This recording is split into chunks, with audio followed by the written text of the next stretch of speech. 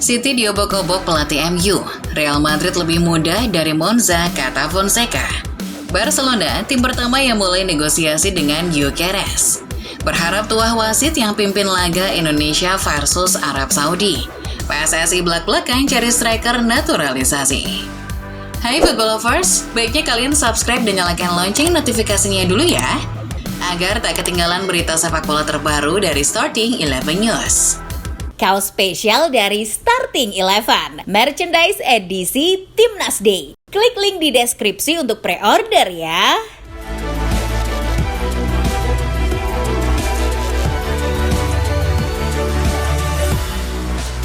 Dari hasil laga lanjutan babak grup UCL, AS Monaco kembali belum terkalahkan setelah menang tipis 1-0 atas tuan rumah Bologna. Gol satu-satunya Monaco dicetak oleh bek Thilo Kehrer di menit 86. Dengan hasil ini pasukan Adolf Hitler sementara ini berada di peringkat 3 grup UCL dengan 10 poin. Kemenangan juga diraih oleh Dortmund setelah mengandaskan Sturmgras di Signal Iduna Park 1-0. Gol sematawayang pasukan Nuri Sahin dicetak oleh Doniel Malen di menit 85. Berkat hasil positif ini, Die Borussen sementara berada di peringkat 4 grup UCL dengan 9 poin. Sementara itu di Inggris, Liverpool sukses merusak reuni mantan pemainnya Xabi Alonso setelah menggasak Leverkusen 4 gol tanpa balas. Di laga tersebut pemain sayap asal Kolombia Luis Diaz menggila dengan mencetak hat-trick. Sementara satu gol The Reds lainnya dicetak oleh Cody Gakpo. Dengan poin penuh tersebut, pasukan Arne Slot sementara ini memimpin klasemen sementara grup UCL dengan 12 poin. Kemenangan 4 gol tanpa balas juga diraih wakil Belanda PSV Eindhoven setelah mengandaskan tamunya Girona.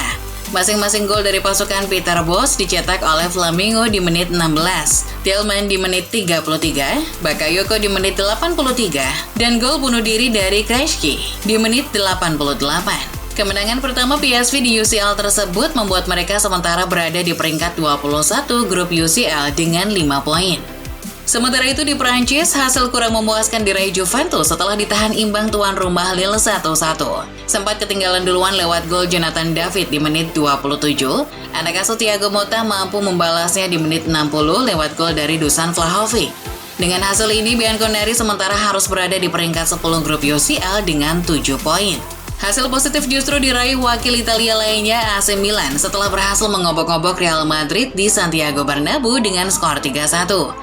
3 gol Rossoneri dicetak oleh Thiaw di menit 12, Morata di menit 39, dan Tierney Reinders di menit 73. Sementara El Real hanya mampu mencetak gol lewat titik putih dari Vinicius. Hasil ini membuat pasukan Paulo Fonseca kini berada di peringkat 18 grup UCL dengan poin 6, sama dengan poin yang diraih Real Madrid yang berada di peringkat 17. Hasil mengejutkan juga tercipta di Lisbon. Sporting CP asuhan Ruben Amorim berhasil mempermalukan pasukan Pep Guardiola dengan skor 4-1. Meski The Citizen cetak gol lebih dulu lewat Phil Foden di menit 4, namun hat-trick dari Victor Gyökeres serta gol dari Maximiliano Araujo membuat anak asuh Pep terkapar tak berdaya. Berkat kemenangan meyakinkan ini, Sporting CP berhasil naik ke peringkat 2 klasemen grup UCL dengan 10 poin. Sementara itu, City masih tertahan di peringkat 6 dengan 7 poin. Kemenangan besar Sporting atas Manchester City disambut meriah oleh para fans MU. Dilansir dari Goal, fans MU bangga dan bahkan mulai memuja-muja pelatih barunya, Ruben Amorim, yang sudah terbukti mampu membantai seteru abadinya. Bahkan nih, ada fans setan merah yang sampai membandingkan Amorim dengan Sir Alex Ferguson. Yang lebih menarik lagi, saking bangganya, ada fans yang menginginkan agar manajemen Red Devils segera membuatkan patung Amorim di luar Old Trafford. Sementara itu, sebelum laga UCL antara Sporting versus Manchester City dihelat, para fans Sporting memberikan penghormatan pada pelatihnya Ruben Amorim. Dilansir dari The Sun, terlihat para fans Sporting di stadion membentangkan spanduk besar yang menampilkan ilustrasi Amorim dengan tangan terlipat, serta 5 trofi yang dimenangkannya sebagai bos Sporting. Spanduk itu bertuliskan Obrigado yang berarti terima kasih. Penghormatan tersebut dilakukan karena laga tersebut adalah laga terakhir Amorim di kandang Sporting sebelum ia hijrah ke Old Trafford. Masih kabar dari laga UCL, dilansir Goal, terjadi kontroversi di laga PSV versus Girona. Wasit Inggris Michael Oliver dikecam banyak pihak termasuk fans Girona setelah mengesahkan gol pemain PSV Ryan Flamingo. Kontroversi tersebut terjadi pada menit ke-16 ketika bek PSV Ryan Flamingo menyundul bola hasil lemparan jauh yang dilakukan Malik Tillman. Banyak fans Girona yang mempertanyakan apakah lemparan ke dalam Tillman itu sah atau tidak. Pasalnya tampak kaki Tillman telah melewati garis putih lapangan saat ia melempar bola. Meski kontroversial, namun gol tersebut tetap saja disahkan oleh Michael Oliver. Sementara itu, di laga Real Madrid versus AC Milan, sebuah video heboh muncul menampilkan reaksi bintang Real Madrid Jude Bellingham saat ditarik keluar lebih awal oleh Ancelotti. Dilansir dari Sport People, Bellingham terlihat kesal dan mengamuk saat ditarik keluar di menit 74.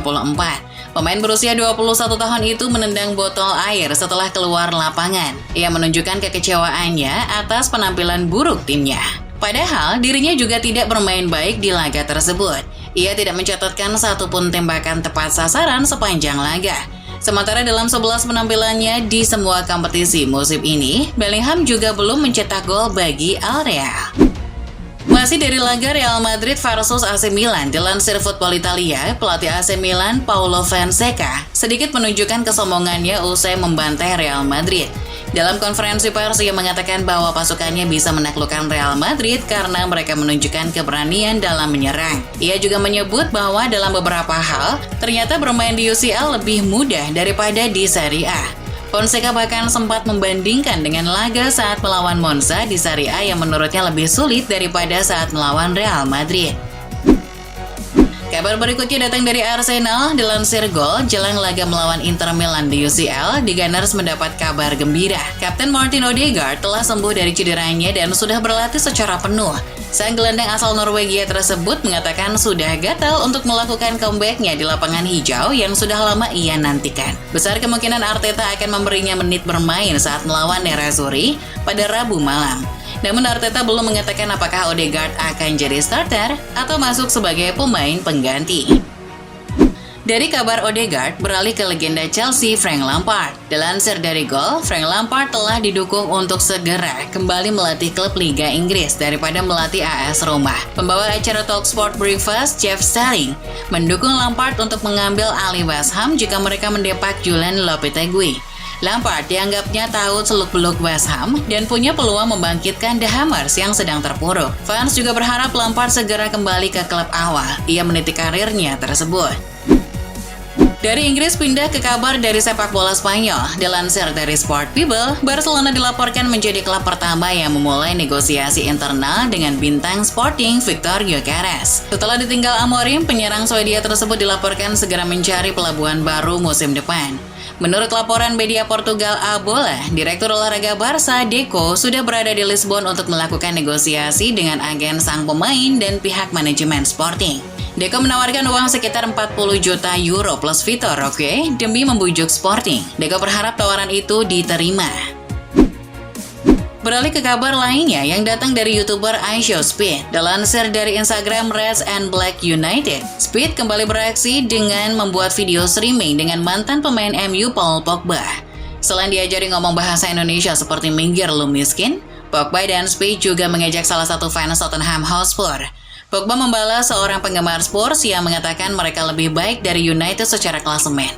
Pogba membalasnya dengan mengatakan bahwa setidaknya MU meraih trofi Piala FA ketimbang Spurs. Pogba dan Speed juga menyuruh fans Spurs itu menghubunginya lagi saat Spurs sudah meraih trofi. Lanjut ke kabar selanjutnya, dilansir Gol, FIFA resmi telah merilis buku Peraturan Piala Dunia Antar Klub 2025 dengan berbagai ketentuan, termasuk ketentuan skuad. FIFA telah menguraikan peraturan untuk Piala Dunia Antar Klub 2025 yang diantaranya adalah persyaratan agar semua klub wajib menurunkan tim terkuat mereka. FIFA melarang klub hanya membawa skuad lapis kedua yang sempat banyak diisukan sebelumnya. Apabila klub tak menuruti persyaratan tersebut, FIFA sudah menyiapkan sanksi berat.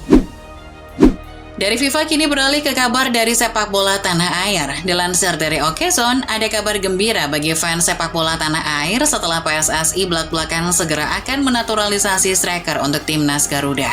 Hal tersebut disampaikan langsung oleh Sekjen PSSI Yunus Nusi. Menurutnya, naturalisasi tidak berhenti sampai di Kevin Dix. PSSI segera menaturalisasi striker keturunan setelah Dix. Kini prosesnya masih berlangsung. Menurut Yunus Nusi, nama striker tersebut sudah ada di kantong Erick Thohir. Yunus tak mau menyebutkannya secara spesifik nama striker tersebut. Namun yang jelas, media nanti akan tahu siapa striker yang akan salaman dengan Erick Thohir. Beralih ke kabar berikutnya, dilansir CNN Indonesia. Dengan absennya Ivar Jenner melawan Jepang, muncul beberapa pertanyaan siapa yang tepat menggantikannya. Pasalnya dalam 4 laga terakhir, Jenner selalu jadi pilihan utama SCY. Absennya Jenner membuat lini tengah tersisa 3 pemain, yakni Haye, Nathan, dan Kambuaya. Kemungkinan terbesar Nathan akan dipilih sebagai gelandang bertahan menemani Haye. Namun, jika SCY tidak memainkan Haye sejak menit awal, Nathan bisa berduet dengan Hafner. Menyatukan Hafner dan Nathan bukan hal baru. Keduanya sudah pernah diduetkan di lini tengah di Piala Asia U23 2023. Mengingat Jepang punya daya serang yang kuat, Kosin bisa jadi memakai duet Nathan dan Hafner agar lebih solid dalam bertahan. Dilansir dari The Sun, gelandang Chelsea Enzo Fernandez dilaporkan mulai gerah karena terus di bangku cadangkan oleh Enzo Maresca di beberapa laga Liga Inggris musim ini. Terakhir di laga melawan MU, Maresca sempat mengaku lebih memilih duet Lavia dan Caicedo di posisi double pivot karena lebih kuat secara fisik. Enzo dilaporkan tak mau lama-lama berada di Stamford Bridge jika tak diperlukan lagi. Mendengar kondisi Enzo tersebut, 2 klub besar yakni Barcelona dan Inter Milan dikabarkan sedang memantau kondisinya untuk bisa merekrut gelandang Argentina tersebut. Kabar berikutnya datang dari pemain Spurs, Pedro Porro. Dilansir The Sun, bek sayap asal Spanyol tersebut dilaporkan telah menyumbangkan sebagian besar gajinya untuk membantu korban bencana banjir di Valencia. Ia berharap dana sumbangannya tersebut bisa memulihkan kondisi area terdampak banjir. Sebagai warga Spanyol, jika waktunya memungkinkan, ia ingin sekali mengunjungi lokasi terdampak banjir dan bertemu dengan para warga di sana. Beralih ke kabar dari pemain Real Madrid, Endrick. Dilansir dari Vichahas, pihak manajemen Real Madrid dilaporkan mempertimbangkan perkembangan Endrick dengan cara membuka peluang untuk dipinjamkan di bursa transfer bulan Januari 2025. Pihak El Real percaya meminjamkannya ke klub lain adalah pilihan terbaik untuk memastikan Endrick terus berkembang dan mendapat menit bermain reguler. Endrick di Los Blancos hanya bermain selama 39 menit di La Liga musim ini. Itu pun melalui 7 kali sebagai pemain pengganti. Tim-tim seperti Tottenham Hotspur dan Juventus dilaporkan menjadi klub yang mau menampung Endrick di bulan Januari. Masih kabar soal Real Madrid, dilansir dari The Sun, ruang ganti pemain yang ikonik milik Real Madrid di Santiago Bernabeu akan dilelang. Ruang ganti bersejarah El Real tersebut akan dilelang oleh perusahaan lelang Sotheby's. Menurut laporan, lelang tersebut akan dimulai pada 12 November mendatang dan berdurasi hingga 2 minggu. Angka penawaran akan dimulai di nominal £10.000, nantinya penawar akan ditawari 24 loker individual yang pernah digunakan oleh para bintang seperti Cristiano Ronaldo, David Beckham, Zinedine Zidane, Luis Figo, hingga Sergio Ramos. Kabar berikutnya masih mengenai stadion, namun yang satu ini stadion di Italia milik Bologna. Dilansir dari The Sun, markas bersejarah Bologna, Renato Dallara, telah diumumkan akan direnovasi secara besar-besaran dengan mahar yang cukup besar, mencapai 167 juta pounds. Namun renovasi stadion yang berdiri sejak 1927 tersebut banyak dikritik para fans Rossoblu. Fans Bologna ada yang menyebut bahwa identitas serta budaya tradisional yang ada di Renato Dallara akan musnah dengan adanya renovasi tersebut. Ada juga fans yang mengatakan desain baru stadion tersebut buruk dan mirip mangkok toilet. Selanjutnya, ada kabar yang datang dari sepak bola Turki. Dilansir dari Gol, pemerintah Turki resmi menggalang laga Europa League antara Besiktas versus Maccabi Tel Aviv pada 28 November digelar di Turki. Larangan tersebut dikarenakan ketegangan antara negara, Turki dan Israel yang terus meningkat. Pihak Besiktas pun sudah merilis pernyataan soal laga tersebut dan mengatakan bahwa laga tersebut akan dipindahkan ke tempat netral. Diskusi antara pihak Besiktas dan UEFA pun masih berlangsung untuk menentukan tempat netral yang akan menggelar laga tersebut. Beralih ke kabar dari mega bintang Cristiano Ronaldo, dilansir dari Goal, terungkap sudah ada beberapa staf CR7 yang dipekerjakan untuk mengelola akun YouTube-nya. Menurut laporan, ada sebanyak 21 staf yang bekerja untuk akun YouTube CR7. Dari 21 staf tersebut, 16 diantaranya berasal dari perusahaan Dansu Kreatif Iberia yang ditugasi fokus untuk mengelola akun YouTube UR Cristiano. Sedangkan 5 staf lainnya berasal dari perusahaan Inggris Whisper dan ditugasi membuat konten yang berhubungan dengan CR7. Beralih ke kabar dari sepak bola tanah air, dilansir dari Suara, anggota DPR RI kena rujak netizen gara-gara pertanyaannya saat rapat Komisi 10 DPR RI yang membahas soal naturalisasi Kevin Dix. Anggota DPR RI tersebut adalah Lita Mahfud Arifin dari fraksi Partai Nasdem. Saat itu Bu Lita bertanya apakah ada nilai transfer Kevin Dix ke Timnas Indonesia. Apakah ada nilai transfer dari klub kepada PSSI? Anggarannya diambil dari APBN di Kemenpora atau sponsorship yang didapatkan secara private?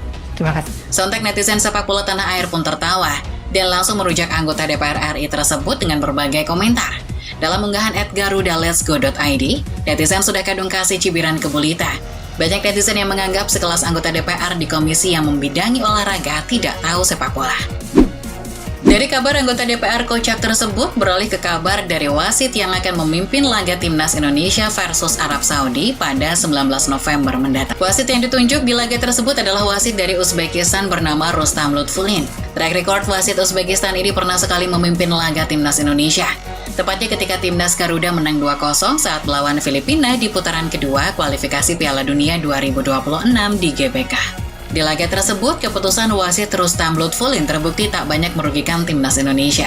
Bahkan, wasit ini terbilang irit kartu pada pemain Indonesia. Netizen berharap tuah wasit Rustam Lutfulin bisa kembali memberikan kemenangan bagi Indonesia saat jumpa Arab Saudi nanti. Kabar berikutnya datang dari Sintayong yang baru saja meluncurkan yayasan STY Foundation. Dilansir dari Bola Sport, dalam peluncuran STY Foundation di kawasan BSD City Tangerang, Coach Shin membawa serta 2 pemainnya yakni Rizky Ridho dan Witan Sulaiman. Perlu diketahui, STY Foundation adalah yayasan yang bertujuan untuk memberikan dukungan dan fasilitas bagi generasi muda untuk mengembangkan keterampilan dan karakternya dalam bidang olahraga, khususnya sepak bola. Coach Shin melalui STY Foundation berharap dapat membuka peluang besar bagi anak-anak Indonesia untuk mengembangkan potensinya dan cita-citanya sebagai bintang sepak bola.